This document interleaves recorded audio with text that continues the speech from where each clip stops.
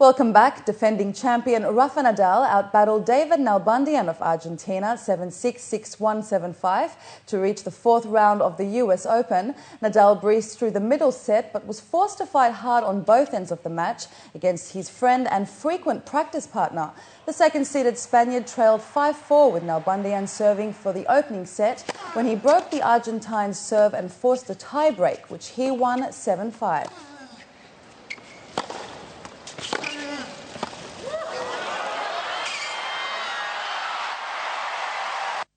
Very happy, especially the first set and the second set. I think I played at a very high level. Even if he was beating me for 4-2 and 5-4 and serve, I was very pleased about how I played the first set. No, he was playing fantastic in my opinion in the beginning. I didn't have enforced errors. I played well. I just tried to wait my moment. The defending champ, however, sent a scare through the US Open when he slumped to the floor during his post-match news conference because of severe cramping in his leg. Journalists were ordered to leave the room as medical staff were called in to treat him. Next up for Nadal, however, will be Gilles Muller of Luxembourg.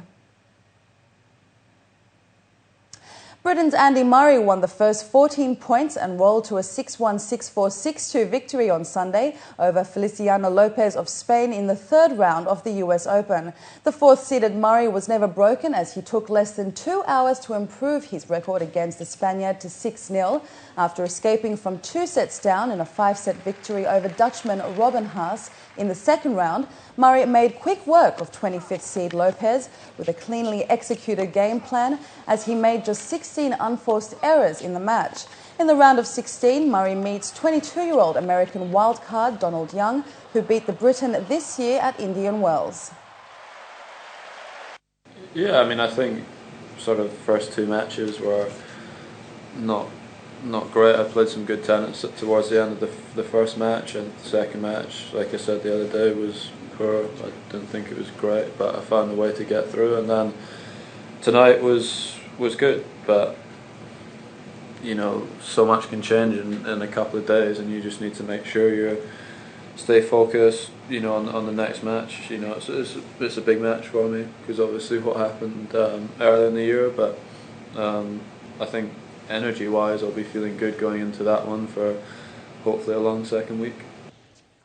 Meanwhile, Frenchman Gilles Simon advanced to the fourth round after beating the 2009 US Open champion Juan Martín del Potro. The number 12 seed came from a set down to beat the Argentine 4-6, 7-6, 6-2, 7-6.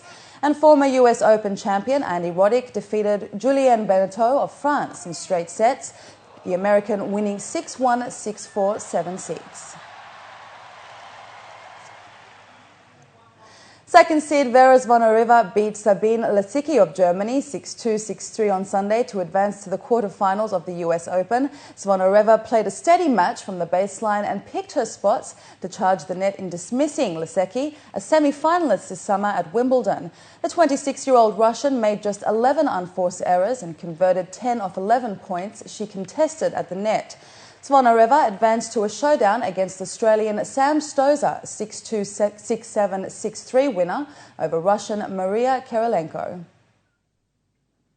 I know that Sam is an experienced player, and you know she's a fit player, and but we will see. You know, that's something I'm not really thinking about. The most important thing is to concentrate on myself and you know, try to bring the best out of myself when I step on the court and when I have to face her after tomorrow. And I remember we had tough matches, and last two matches took I think both matches took like over almost 3 hours, and yeah, you know, we will see how it goes, but the most important thing is for myself to concentrate on my own game.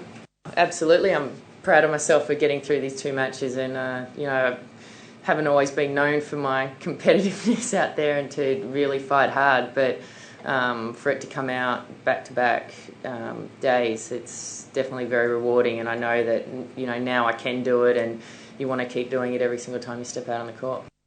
In golf, Thomas Bjorn claimed the European Masters title with a spectacular closing 9 under par 62 to complete back-to-back victories. An unassailable finishing burst by the 40-year-old Dane for a 20 under par 264 four-round total left him 4 shots better than Germany's world number 5 Martin Kaymer. 2 bursts by Bjorn earned him his 3rd win of the season and the $477,000 first prize. First, he ran in 4 birdies in 5 holes to the turn. Then he produced a magnificent finale, picking up 6 shots in 5 holes with an eagle and 3 birdies. Bjorn also left world number 6 and US Open champion Rory McIlroy in his wake. The Northern Irishman held to a share of 3rd place, a further stroke back on 15 under, and world number 2 Lee Westwood trailed in 6 strokes behind Bjorn. Spain's Juan José Cobo powered away 6 kilometres from the summit of his country's toughest single climb to claim victory in Sunday's 15th stage and the overall Tour of Spain lead. Cobo gained 48 seconds on Dutchman Wouter Poels and Russia's Denis Menchov. Overnight leader Bradley Wiggins of Britain received strong assistance from Sky teammate Chris Froome, but suffered on ramp-like slopes that rose over 23% in places. With 6 stages left, Cobo leads by 20 seconds from Froome, with Wiggins now 3rd overall at 46 seconds.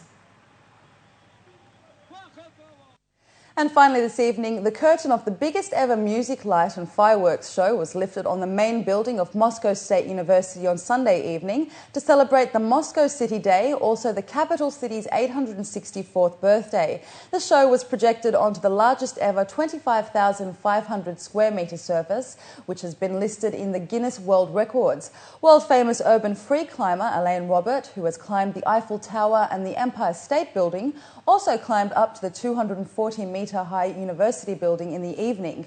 Around 100,000 people attended the show in total. Australian David Atkins, who masterminded the opening ceremony of the Sydney Olympic Games in 2000, has been working on the event with his team for the last 6 months, and more than 1,000 workers dedicated themselves to the preparations. At the end of the show, 5,000 fireworks pushed the festival to its peak and drew a spectacular conclusion to the celebrations. And with that, let's take a look at the local and international weather forecast for tomorrow.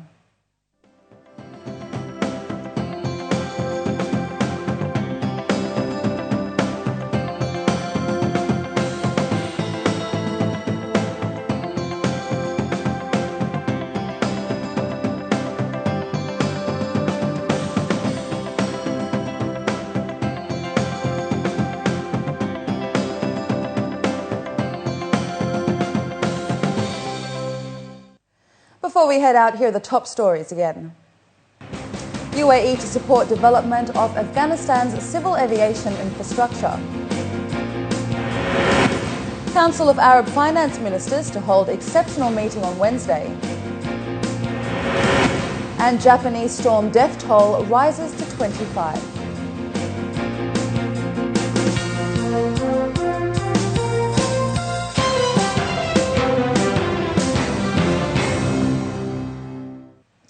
Well, that brings us to the end of the bulletin. As always, we love to hear your comments. You can contact us at news@city7tv.com or by calling us on 04 367 2230. But from the entire news team, it's goodbye for now.